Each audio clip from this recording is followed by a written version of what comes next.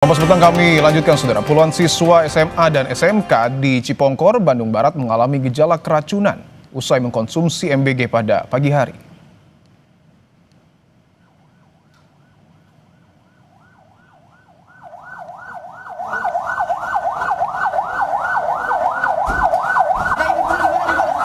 Sejak pukul 11 siang, para siswa dibawa dengan ambulans bersama guru dan orang tua ke GOR Cipongkor untuk penanganan darurat.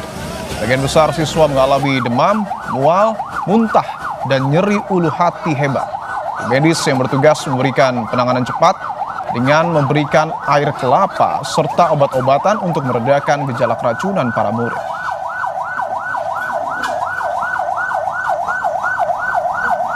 Ya, beberapa waktu lalu. Begitu, untuk siang hari ini jam 9. Menanggapi tragedi keracunan massal para murid dari makanan MBG, pakar hukum pidana menilai para penyalur makanan dan pihak yang memasok bahan makanan bisa dijerat pidana terkait unsur kelalaian. Selain pidana, para pengelola MBG juga bisa dijerat dengan Undang-Undang Kesehatan hingga Undang-Undang Perlindungan Konsumen terkait distribusi makanan yang tak sesuai standar kesehatan. Ada beberapa ketentuan pidana yang bisa diterapkan baik kepada penyalur makanan tersebut yang menyediakan makanan atau pihak-pihak yang memberikan masukan terkait dengan bahan-bahan makanan tersebut. Pasal-pasal pemidanaan itu terkait dengan pasal 359 contohnya, yaitu kelalaian yang mengakibatkan matinya orang lain, dan juga bisa dengan pasal 360 kelalaian mengakibatkan luka berat. Ada juga Undang-Undang Kesehatan nomor 30 tahun 2009 pasal 190 yang mengatakan bahwa orang yang mengedarkan makanan yang tidak mempunyai standar pengedaran makanan yang benar juga dapat dipidana maksimum 10 tahun. Selain itu juga ada Undang-Undang Perlindungan Konsumen ya yang tahun 899 di mana para orang yang mendistribusikan makanan yang tidak sesuai dengan standar kesehatan maka juga dapat dipidana melakukan suatu perbuatan pidana. Sementara itu, Ketua DPR RI Puan Maharani meminta pemerintah mengevaluasi total terhadap pelaksanaan program MBG pasca kasus keracunan menimpa sejumlah siswa.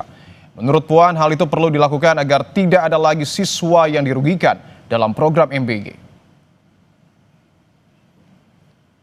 Ya, harus selalu dilakukan evaluasi untuk bisa ditindaklanjuti untuk bisa pelaksanaannya di lapangan bisa menjadi lebih baik dan jangan sampai kemudian anak-anak yang kemudian dirugikan. Jadi memang tidak mudah untuk melaksanakan hal tersebut karenanya memang pihak-pihak yang terkait harus bisa melakukan evaluasi total.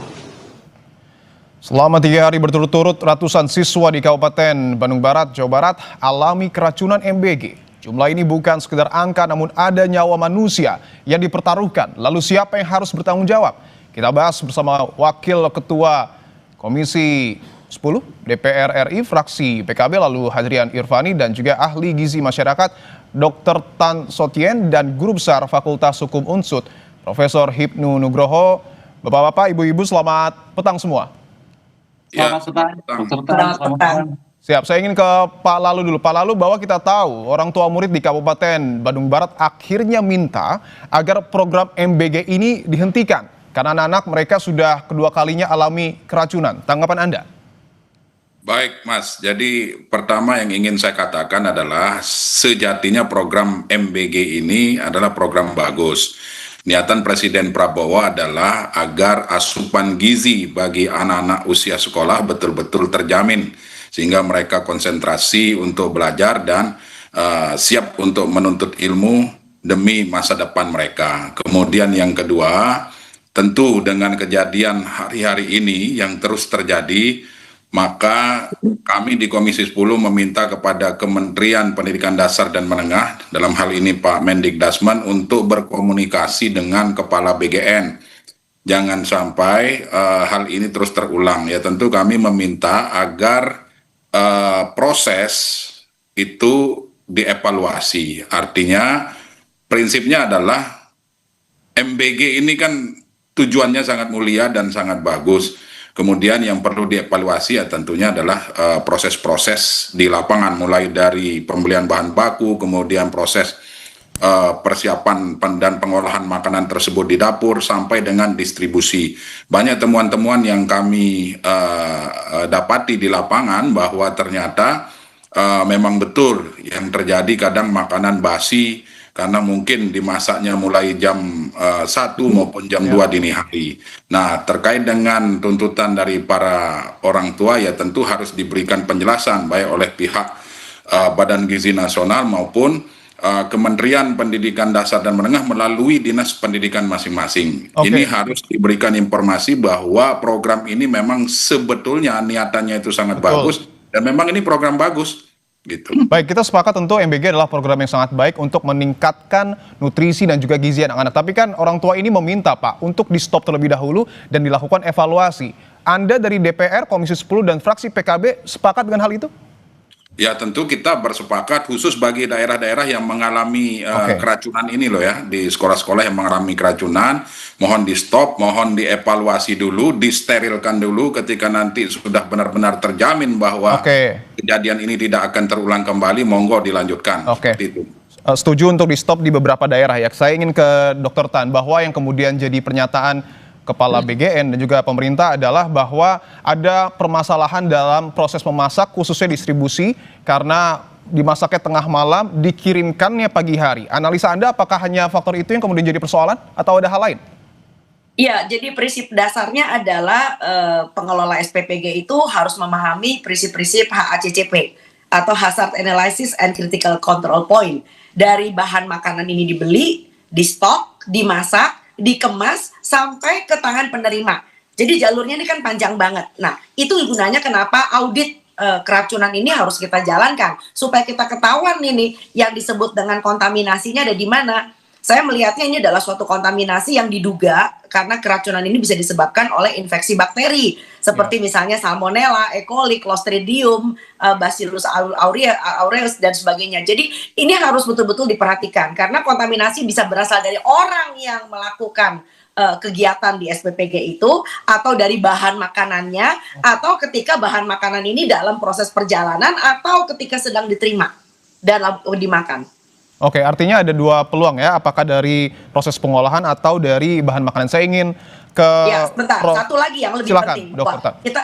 Kita harus tahu bahwa 5-60 derajat Celcius itu adalah suhu kritis. Jadi kalau makanan di suhu ruangan antara 5-60 derajat Celcius, maka itu risiko kontaminasi bakteri itu akan tinggi sekali. Kembali pada Anda. Oke, itu yang kemudian harus diperhatikan oleh pengelola SPPG. Saya ingin ke Prof. Hipnu, kalau kita melihat bahwa kasus keracunan ini berulang terus, bahkan korban yang menyentuh angka ratusan. Anda melihat apakah ada unsur kelalaian yang mungkin saja berujung pidana? Ya, kalau melihat sebagai suatu kemungkinan ilmu hukum ada istilah mungkin. Bahkan ada suatu kelalaian. Kalau sengajaan agak sulit, Mas, kelalaian. Oleh karena itu kita melihat, tadi Dr. Tan menyatakan ini adalah dari pemasok, pemasak, dan sebagainya. Kalau kita lihat sebagai pemasok dan pemasak dalam konteks suatu pemasakan 2000, satu SPBG kan 2000 sampai 3000. Pertanyaannya begini, yang tingkat kontaminasi berapa? Berapa persen? Nah, itu yang terjadi. Kalau itu memang kontaminasi semua, berarti memang semua tanda petik ada suatu kelalaian fatal dari si pemasok ataupun pemasak. Tapi kalau memang hanya kecil 10% misalkan dari 3000 SPPG, dari satu SPB kan 3.000, mungkin 10%, 15%.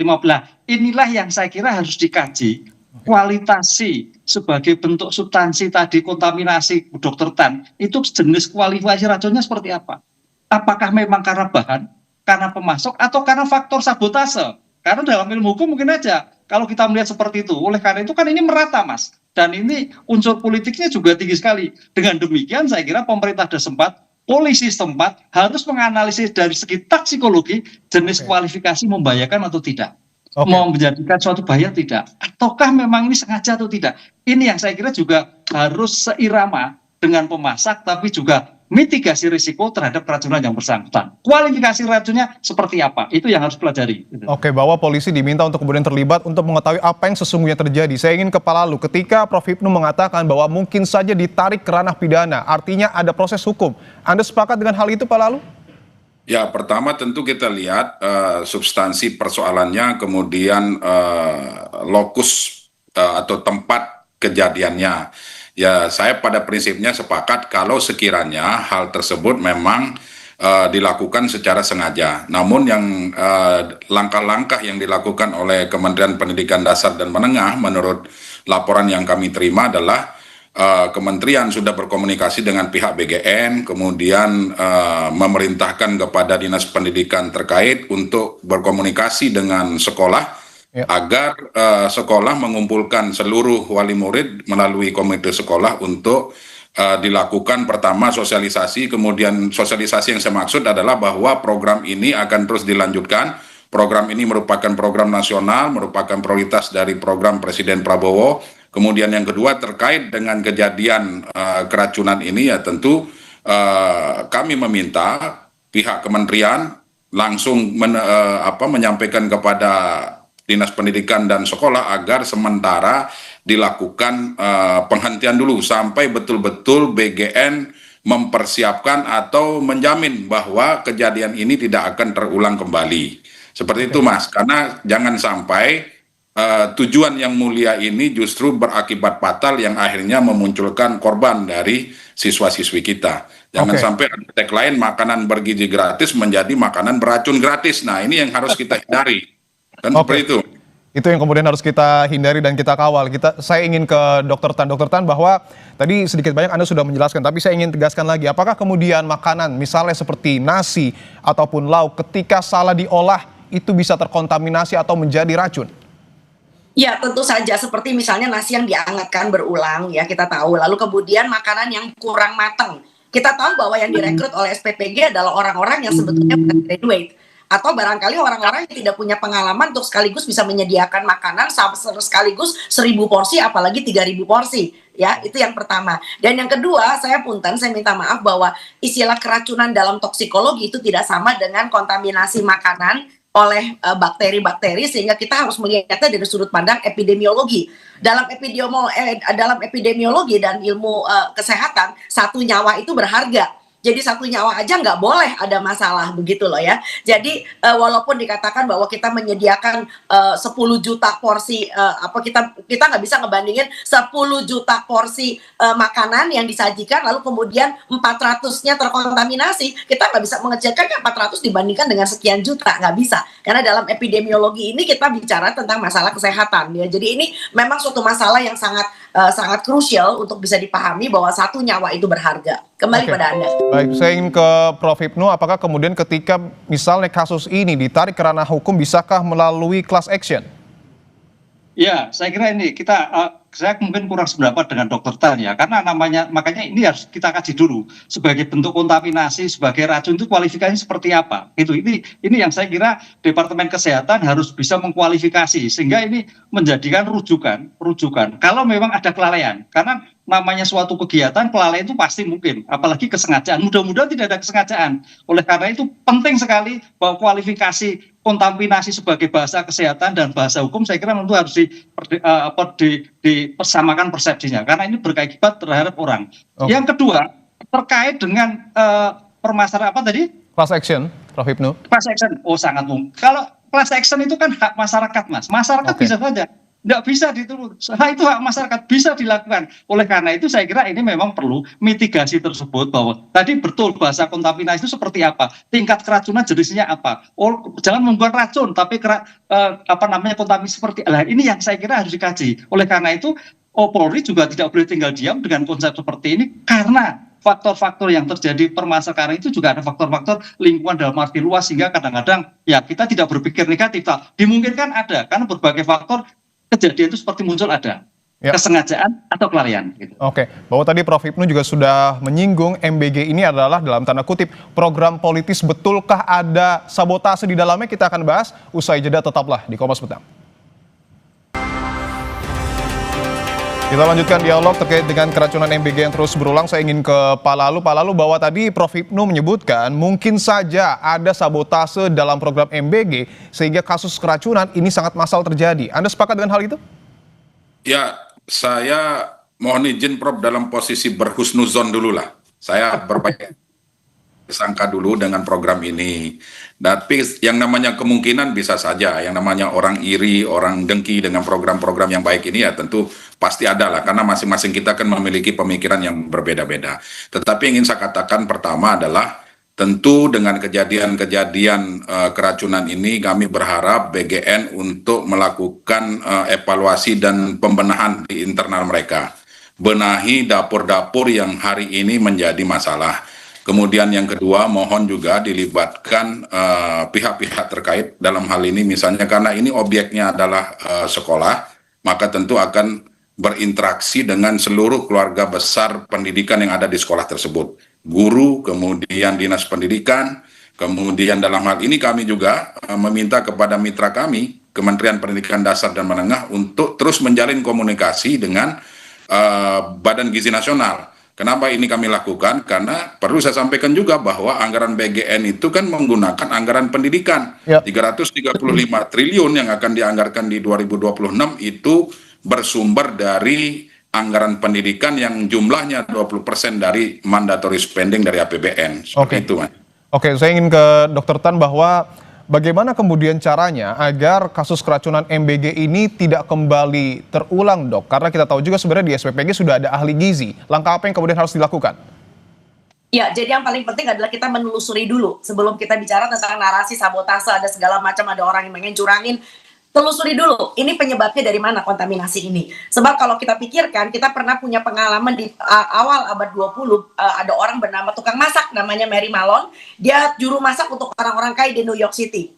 Dan ternyata semua tempat yang pernah dia masakin itu menderita penyakit tipes ya. Setelah dicari sumber airnya nggak ada masalah ini, ternyata dia penyebar tipesnya ya. Kita pernah tahu bahwa dari kemarin ketika kita bicara bersama dengan wakil dari KPAI, ternyata ada dapur-dapur SPPG yang memang tidak menjalankan standar SOP tentang higienik. Jadi hygiene itu misalnya menggunakan topi, lalu kemudian mencuci tangan, menggunakan sarung tangan, menggunakan apron. Itu ada SPPG yang tidak melakukan itu.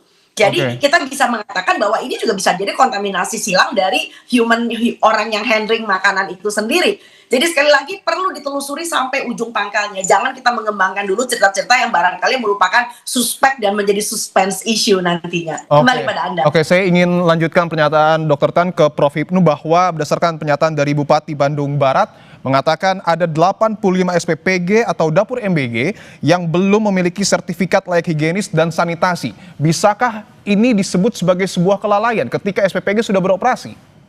Ya, ini saya kira seperti Dr. Tan tadi, evaluasi total bahwa terkait dengan sertifikasi pemasak, sertifikasi pemasok, sertifikasi alat-alat yang digunakan itu harus steril. Saya kira ini yang harus ditelusuri. Jangan sampai hal-hal yang karena pelaku-pelaku pemasok tidak merupakan sertifikasi, ada orang usil. Maka tadi katakan kalau sabotase lu berusil, usil karena kaitannya dengan kepribadiannya, usil karena kaitannya dengan tadi tempat dan sebagainya, sehingga menyebabkan keracunan. Sebab secara umum kalau keracunan berarti keracunan semua kan itu. Ini kenapa hanya 10%, ada 30, ada 400. Ini kan kemarin Kompas kan melihat itu ada beberapa titik-titik SPPG yang keracunan lah. Ini yang jadi problem juga. Oleh karena itu evaluasi total baru dikaji apakah ini memang ada faktor kelalaian ataukah ada faktor kesengajaan atau faktor usil. Karena apa? Kita melihat berbagai kasus di Indonesia itu tidak lepas masalah hukum. Masalah COVID aja. Masalah hukumnya banyak banget, baik dugaan korupsi, penyalahgunaan dan sebagainya. Nah, ini juga demikian juga masalah terpenggelontoran anggaran besar, kemudian di dalam pelaksanaan tidak bersertifikasi, kemungkinan potensi itu ada. Oleh karena itu, dalam hal hukum saya kira harus mengawal jangan sampai terjadi masalah COVID harusnya untuk menolong, tapi juga permasalahan hukum muncul. Ini juga demikian itu, Mas. Baik, saya ingin ke Pak Lalu. Singkat saja Pak, mungkin apa tanggapan Anda terkait dengan ada puluhan SPPG ataupun dapur MBG yang sudah beroperasi padahal belum tersertifikasi?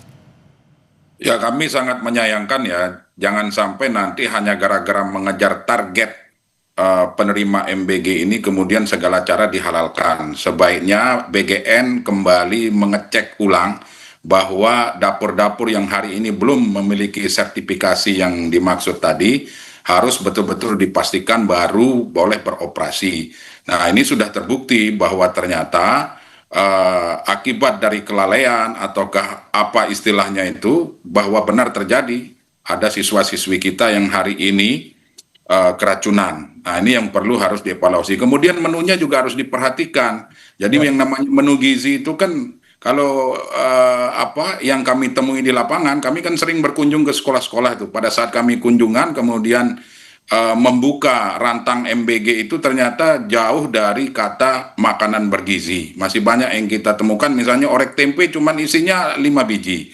Kemudian telur sepotong. Atau kadang-kadang telur itu sepotong dipotong lagi jadi 7. Nah, ini kan sangat jauh dari harapan. Nah, oleh sebab itu saya berharap MBG evaluasi diri dan BGN evaluasi diri, kemudian ajak bicara seluruh stakeholder pendidikan. Baik Pak Lalu. Saya ingin ke Dr. Tan, singkat saja Dokter, apakah kemudian SPPG yang belum tersertifikasi ini harus di stop atau seperti apa statement closing Anda?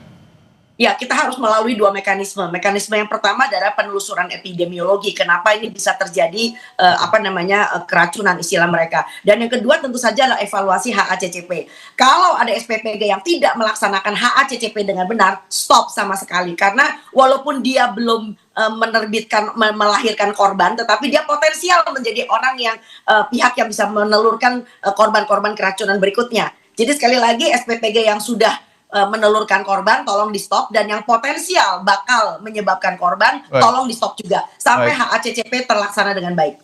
Baik, Prof. Ibnu, mungkin terakhir pernyataan penutup Anda, singkat saja Prof. Ya, karena ini ada korban, ada akibat hukum, saya kira proses hukum harus diselidiki sebagai bentuk pencegahan kemudian hari. Apakah ini karena kelalaian ataukah faktor usil? Itu yang kita lihat. Dengan demikian makanan gizi gratis benar-benar steril, memberikan kemampuan, memberikan gizi pada masyarakat. Dan sampai tercelah sedikit pun masalah hukum. Begitu, Mas. Oke, artinya kita harus sama-sama mengawasi hal ini agar tidak kembali terulang kasus keracunan MBG. Terima kasih Pak Lalu, Dr. Tan, dan juga Prof. Ibnu atas waktunya. Sehat-sehat selalu semua. Terima kasih.